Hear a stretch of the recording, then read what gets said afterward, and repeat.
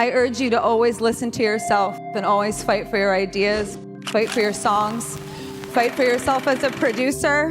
Make sure that you are heard loudly. No one is illegal on stolen land. I feel like we just need to keep fighting and speaking up and protesting, and our voices really do matter and the people matter. We're not savage, we're not animals, we're not aliens, we are humans. The only thing that is more powerful than hate is love. We love our people, we love our family, and that's the way to do it. With love. Don't forget that, please. Stop asking for a seat at the table. If they don't let you in, build your own table. Freedom isn't something you're born with. It's something you defend every single second you're awake. You think you're free because you can scroll, talk, and consume? No, that's just a longer leash. Real freedom is the terrifying right to be yourself in a world that is designed to make you like everyone else. They want you quiet. They want you predictable. They want your ideas to stay locked inside your head because an unexpressed idea is a dead idea. But look at the history of this world. It wasn't built by the silent.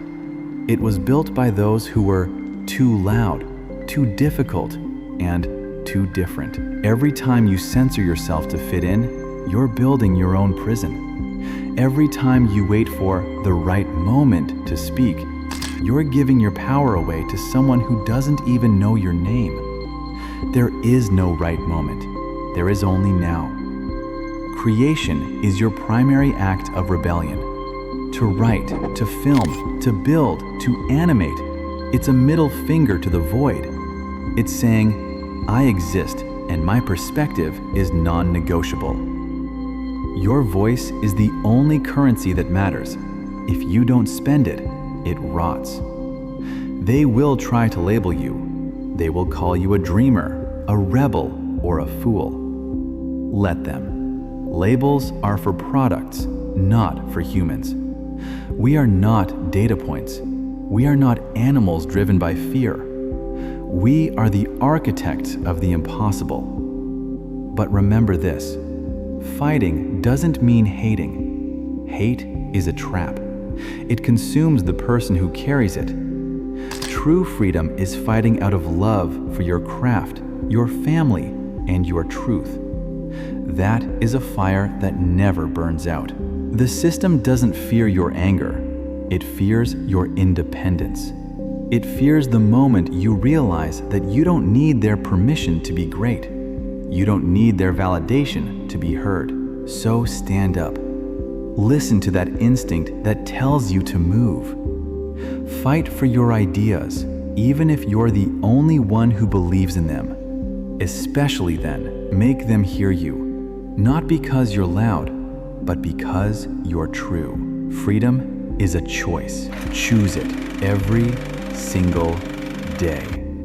We didn't have tons of money growing up. I mean, it was probably like a normal middle-class family, but in 2008, we ended up going bankrupt. So we had nothing. Like, my parents actually filed for bankruptcy. And I had poured year after year after year after year after year after year of my life, and people weren't watching the video. Everyone in my school, everyone around me was saying, Jimmy, you will never be a YouTuber. This isn't realistic. You're chasing a fairy tale, and you need to actually focus on whatever you're actually gonna do with your life. And it started to really weigh on the Jimmy you see here, because he's like, am I wasting my life? Am I gonna be a failure? Am I gonna be homeless? Will this ever work out? And my mom didn't have much money, and I really wanted to not be a burden on her, and I wanted to be able to make money so I could help her. And all these thoughts are swirling, and that storm is what's currently going on. Well, back then, I'm like, man, I would love to just be able to provide for myself as a job. And now I provide for hundreds of families. I have hundreds of full-time employees, and we help thousands upon thousands of people through our main channel videos. I had that one viewer, and that viewer made me keep going.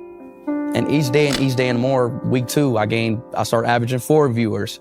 Week 3, 8 viewers. Week 4, 20 viewers. So on and so on and so on. So then my sophomore year, I kind of gave up on school. Right. I kind of gave up on school. I kind of gave up on everything that I had to my old life and just put everything onto my stream. I streamed every day. I didn't care about nothing else but YouTube, streaming. How did your parents take to that you had, like you said, you had given up on everything Yeah. except streaming? I'm pretty sure they weren't as happy about this as you were. She told me to quit. Yeah. Or I'm leaving. Like, you know, or like, you can't do this in my house. So I'm like, I'm out. Yeah, I was like, I'm out. You know, like, I'm not about to stop. Like, I was already averaging like 20 viewers. I had like 1,000 subs, 2,000 subs. Right. Like, I'm already going. So I like, and once I start something, I'm not stopping. Right. Then I kept going. My dad didn't really care. My dad let me. Shout out to my dad. Right. Shout out to my mom too. I still love my mom. She didn't know what was going on. Right. But anyways, I kept going in Detroit, and I got here. I was just having a debate with a friend of mine. It don't matter whose fault it is that something is broken if it's your responsibility to fix it. For example, it's not somebody's fault if their father was an abusive alcoholic, but it's for damn sure their responsibility to figure out how they're going to deal with those traumas and try to make a life out of it. It's not your fault if your partner cheated and ruined your marriage, but it is for damn sure your responsibility to figure out how to take that pain and how to overcome that and build a happy life for yourself. Fault and responsibility do not go together. It sucks, but they don't. When something is somebody's fault, we want them to suffer. We want them punished. We want them to pay. We want it to be their responsibility to fix it, but that's not how it works, especially when it's your heart. Your heart, your life, your happiness is your responsibility and your responsibility alone. As long as we're pointing the finger and stuck in whose fault something is, we're jammed and trapped into victim mode. When you're in victim mode, you are stuck in suffering. The road to power is in taking responsibility. Your heart, your life, your happiness is your responsibility and your responsibility alone. But I think the greatest gift that it's given me, and many of us in this room, is the opportunity to use our voice for the voiceless. We're talking about the fight against the belief that one nation, one people, one race, one gender has the right to dominate, control, and use and exploit another with impunity. Now, I've been a scoundrel in my life. I've been selfish. I've been cruel at times, hard to work with, and ungrateful. But so many of you in this room have given me a second chance. And I think that's when we're at our best. When we support each other, not when we cancel each other out for past mistakes, but when we help each other to grow. When he was 17, my brother wrote this lyric.